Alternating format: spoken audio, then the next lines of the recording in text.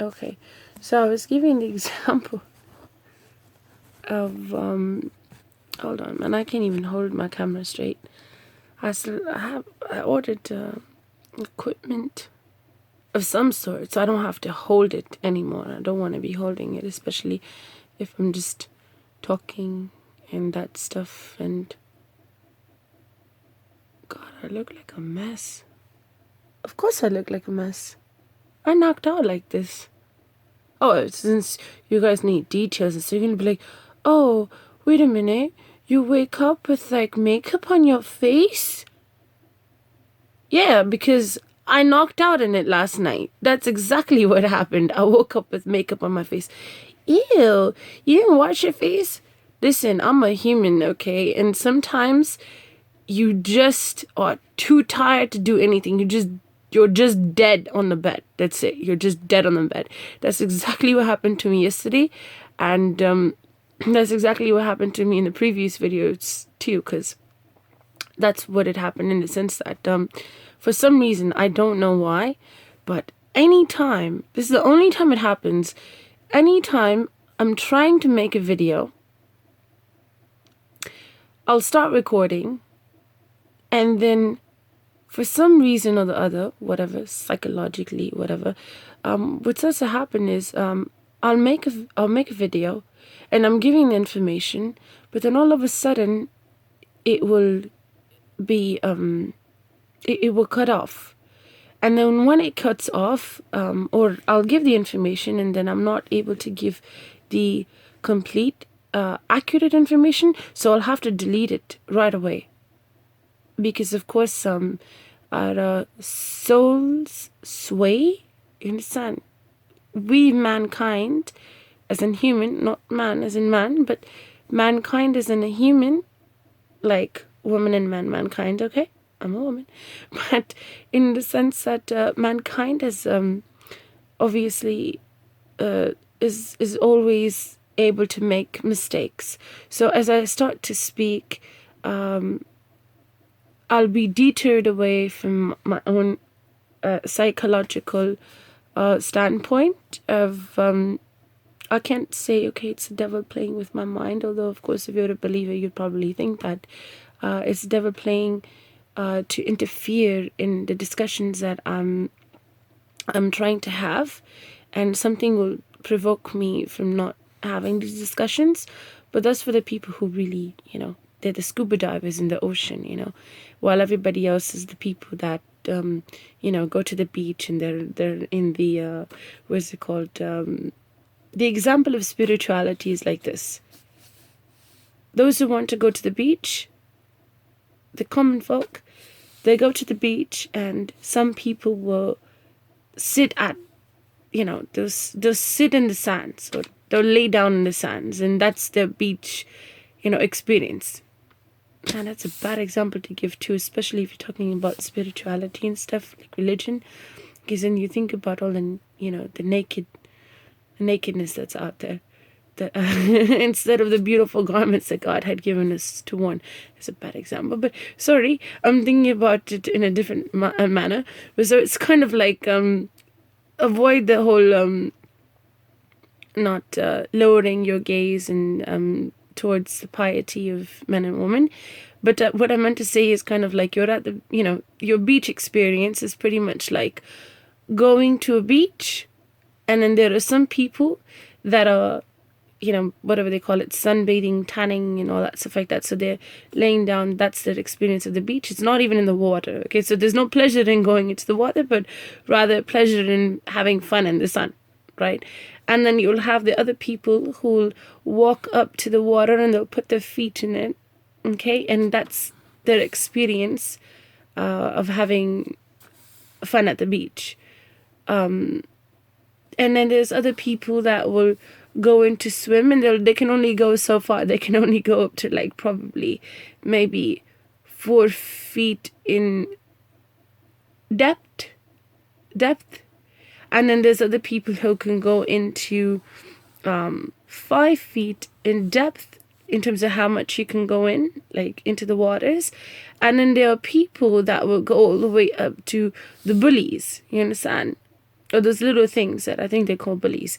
And that's like 10 feet. So they know how to swim, or even 12 feet in depth. I don't know how far those things go out there, to be honest, because I'm not even trying to find. I don't want to get swept away with the water. But then there's people. Okay, so a normal individual probably won't be too afraid of actually, no. People are afraid of water in terms of how far they go in and stuff like that. So unless you're a surfer or something like that, or unless you're really a swimmer, you probably won't be out past, even if the bullies are at 10, 12, 15 feet, you wouldn't on your own go past 15 feet. Unless, you had a Titanic experience and you're out in the ocean, and then, you're in the thousands and thousands and thousands of depth into the ocean, sea floors, and you're just, mingling out. Anyways, I think I'm getting far-fetched. Of course I am. I always am.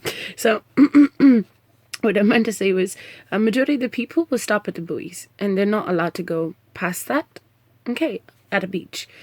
For safety reasons, and of course that's just how it is. So, but then there's other people who, of course, will go to the depths of ocean. So those are the people who I like to call scuba divers in terms of spirituality. If you think about it, majority of the people of the world, even if they were to get into religion or spirituality, they are the people that are at the beach before the 15 feet bully.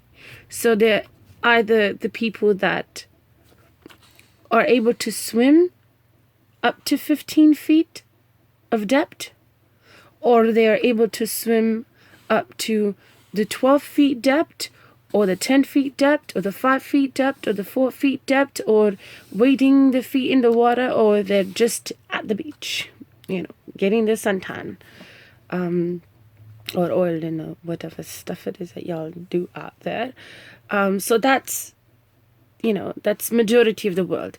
And then for the people that are believers, and they're really, they're really striving to find out the truth, they're the scuba divers, They're the ones that are all the way in and searching in the depths of the water and trying to hit to the bottom floor, which, that's them. So that's the examples of spirituality, levels of spirituality. I really like to use it as an example.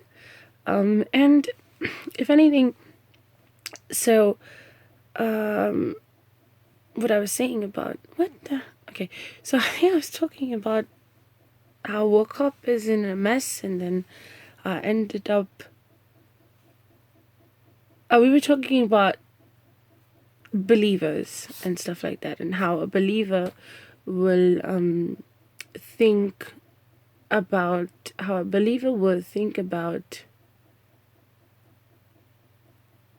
this type of incident in terms of what happens to me when I attempt to make a video.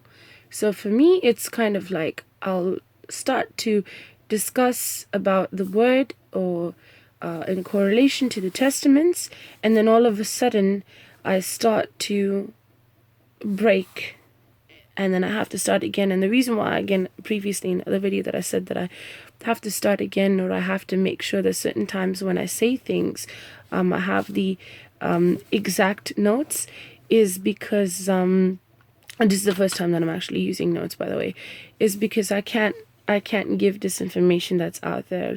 You can't do that, especially with the words of God or about religion. You have to have absolute accuracy when you're putting it out. See, this is what keeps happening to me. I'll start off making a video, I'll start talking, and then all of a sudden I'll have to delete it and I'll have to start again. And in the process of this, just by trying to attempt to make videos off of my phone until my camera equipment comes in, it's been hard, because I have to start all over again and again and again and again to actually get my appropriate thoughts across, along with when I do talk about the testament and the word, the accurate words to come across. And either my throat will start to bother me, or my thoughts will get swayed to talk about something else. Okay, so the information that I'm putting out there is absolutely 100% accurate, but at the same time, my thoughts will start to go elsewhere into talking about something else. That's when I have to stop it, because that's the information that I can't put out there, and then I'll have to delete it, and then I'll have to start again. So in that sense, that's what happens. And the only time I've noticed when I'm making videos that I'm even able to make a video is when